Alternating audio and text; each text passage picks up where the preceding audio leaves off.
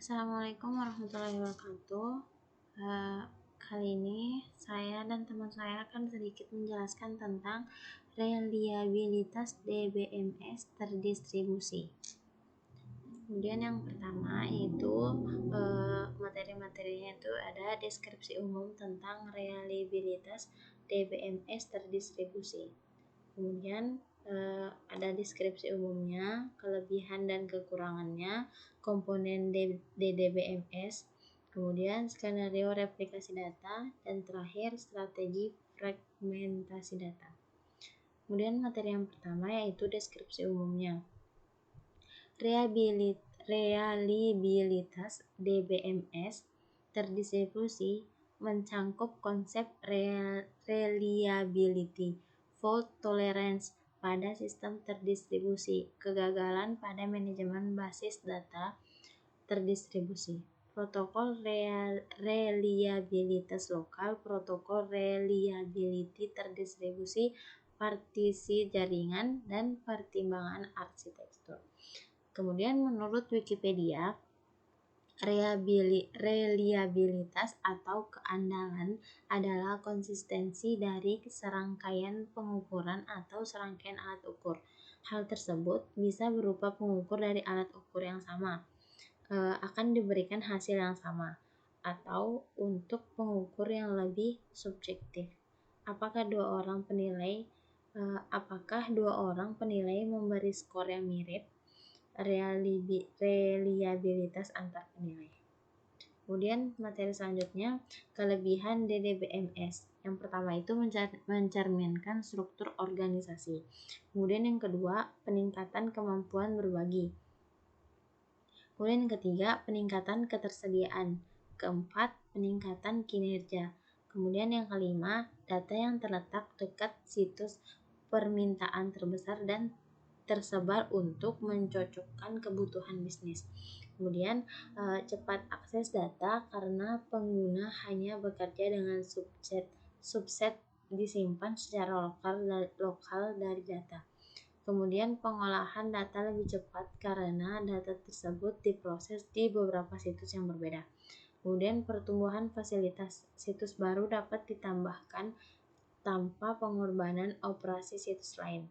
Kemudian peningkatan komunikasi karena situs lokal yang lebih kecil dan lebih dekat dengan pelanggan.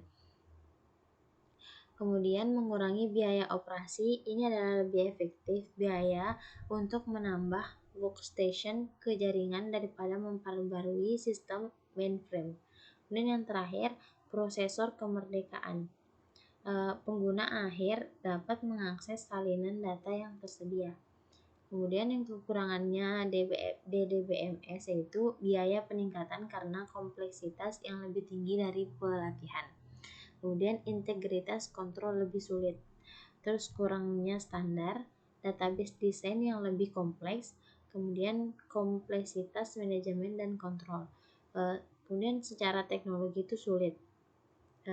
Kemudian penyimpanan keamanan telah meningkat, contohnya ketika data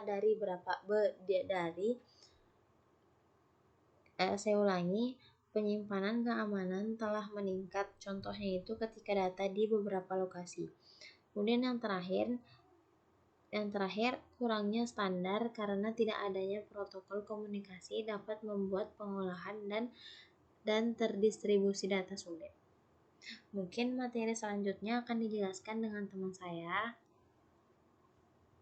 yaitu Faiko Aulia Ismi.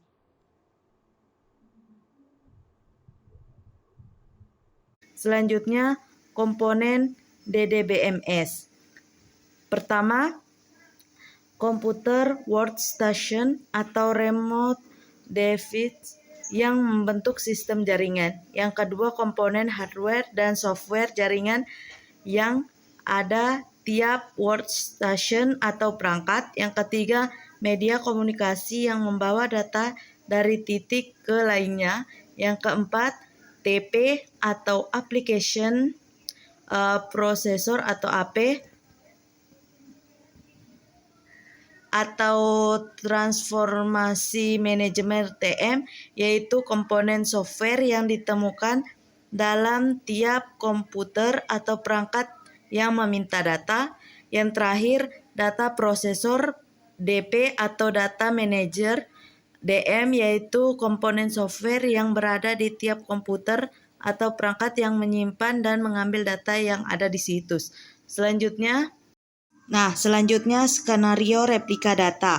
Ada 3. Pertama, fully replicated database menyimpan beberapa salinan dari tiap fragmen database di beberapa situs. Yang kedua, partially replicated database menyimpan beberapa salinan dari beberapa fragmen database di beberapa situs. Yang ketiga, unreplicated database menyimpan tiap fragmen database di situs tunggal. Selanjutnya, strategi fragmentasi data. Ada 3 jenis strategi fragmentasi data. Yang pertama, fragmentasi horizontal. Yang kedua, fragmentasi vertikal. Yang ketiga, yang terakhir itu fragmen campuran. Yang pertama, fragmentasi horizontal mengacu pada pembagian relasi menjadi subset atau fragmen dan tuple baris. Tiap fragmen disimpan dalam roda berbeda dan tiap fragmen memiliki baris unik. Baris unik semuanya memiliki atribut kolom yang sama, terbagi menjadi 2, round-robin partitioning. Yang kedua, partitioning based on a partition key. Yang kedua, fragmentasi vertikal mengacu pada pembagian relasi menjadi subset atribut kolom. Tiap fragmen disimpan dalam node berbeda dan memiliki kolom unik dengan mengecualikan kolom kunci yang ada di semua fragmen. Yang terakhir, fragmen campuran mengacu pada kombinasi dari strategi horizontal dan vertikal. Tabel mungkin dibagi menjadi beberapa subset baris. Tiap baris memiliki subset dari atribut atau kolom. Selanjutnya, kesimpulan. Reliabilitas DBMS terdistribusi mengacu konsep reliability fault tolerance pada sistem terdistribusi. Kegagalan pada manajemen basis data terdistribusi, protokol reliabilitas lokal, protokol reliability terdistribusi, partisi jaringan, dan pertimbangan arsitektur. Sekian yang dapat kami sampaikan. Wabillahi taufiq wal hidayah. Wassalamualaikum warahmatullahi wabarakatuh.